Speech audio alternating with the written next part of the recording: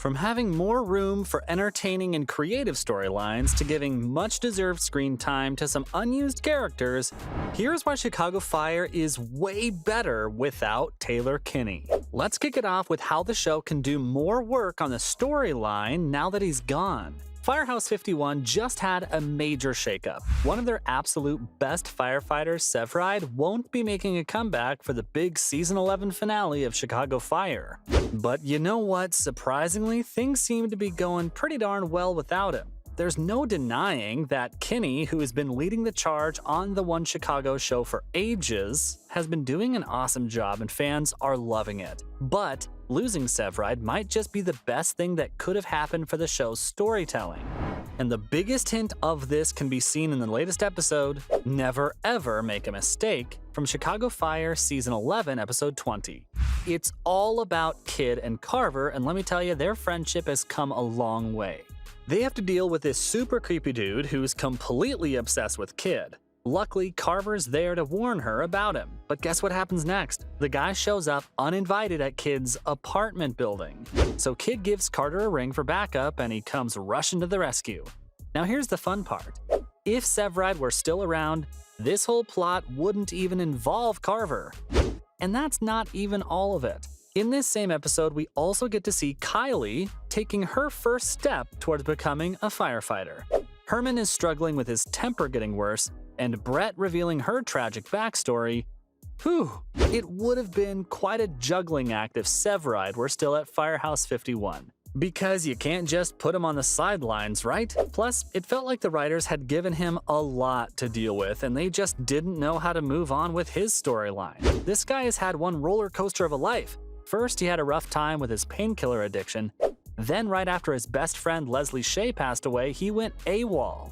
And that's not all. He even got demoted from lieutenant at one point. Talk about a rocky career. But wait, there's more. Severide has had more near-death experiences than I can count. It's like he's a magnet for danger. And let's not forget about his love life. It's been a wild ride with a Vegas marriage and a girlfriend who met a tragic end. The poor guy just couldn't catch a break. Now, here's the thing. In recent years, the show has been trying to let Severide grow as a character. They want to explore new avenues for him. But sometimes it feels like they're not quite sure how to handle him when he's not the central focus of the drama. It's a bit of a conundrum for the writers, you know? I really think him being gone is a good thing for his character too, because it'll give the writers a chance to brainstorm fresh storylines for him when he eventually makes a comeback. That being said, it was crucial for Severide to have a worthy exit from the show. They obviously didn't want to tarnish his character anymore, and they did a pretty great job with his exit story. The writers made a bold move and sent him out of town. Why? Well, they had this incredible opportunity for him to attend the most amazing arson investigation training program in the world. It was an offer he simply couldn't refuse. Even though he was not quite ready to leave his job on the rescue truck, but here's why the exit was so clever. If you're a Chicago Fire fan, you know that Severide has this natural instinct when it comes to arson investigations. It's like it's in his blood, just like his father, Benny. So it totally makes sense for him to pursue this training and follow in his father's footsteps. It's where his career seems to be headed eventually. So in the episode, since Kinney was already on personal leave, we didn't actually get to see Severide. The news was delivered to Chief Bowden and the rest of Firehouse 51 by the boss of the Office of Fire Investigation, OFI, Van Meter. And let's not forget about Severide's wife, Stella Kidd.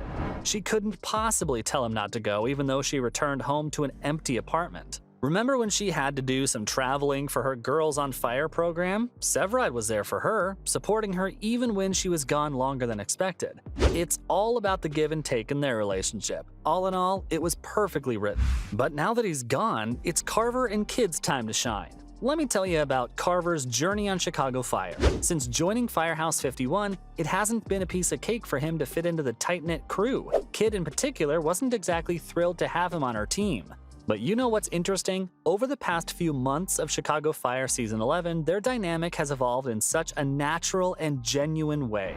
They've grown not only as colleagues but also as friends, and it's been a joy to witness their relationship unfold. But here's the twist. Initially, there were hints of a romantic spark between them, but it seems like those feelings have shifted. The focus is no longer on a potential romance. Instead, we get to see their friendship flourish. Their bond is unique and special, and it's unlikely that we would have witnessed this growth if Severide had still been around. The show would have been more invested in developing Severide and Kid's romantic storyline. So Carver's integration into Firehouse 51 has brought a fresh dynamic to the show, and Severide's exit gives the writers more room to explore it. In all these changes, one thing's for sure. Chicago Fire is keeping us on our toes with these unexpected twists, and I can't wait to see what lies ahead for Carver and the rest of the crew. Maybe we can even get some more corny couples now. They built up Severide and Stella's romance over seasons but failed to develop other couples. Only Brett and Dylan got romantic plots. While Cindy and Herman's story focused on Cindy's cancer battle, Mooch and Platt's marriage also existed off-camera. With Severide gone, it's time for these characters to shine. We need new pairs who captivate us with chemistry and depth. Give us sparks, passion, and memorable love stories.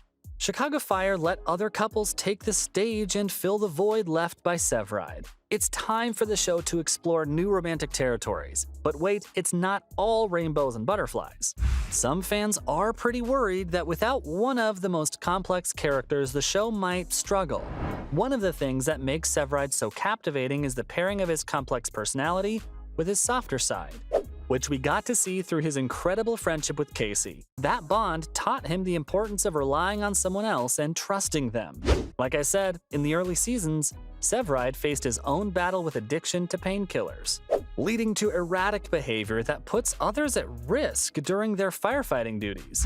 But the Chicago Fire didn't shy away from tackling this issue. They showed Severide confronting his addiction and taking responsibility for his actions. Now, while Chicago Fire has a charming ensemble of characters, none have been explored as deeply as Severide. We've been taken on a roller coaster ride through his highs and lows, witnessing God knows how many breakups and even life-threatening experiences.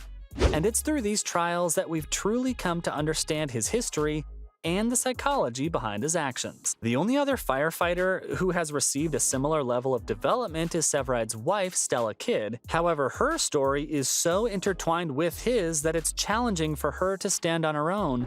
And so fans are worried that with him gone, there'll be no substance to the show.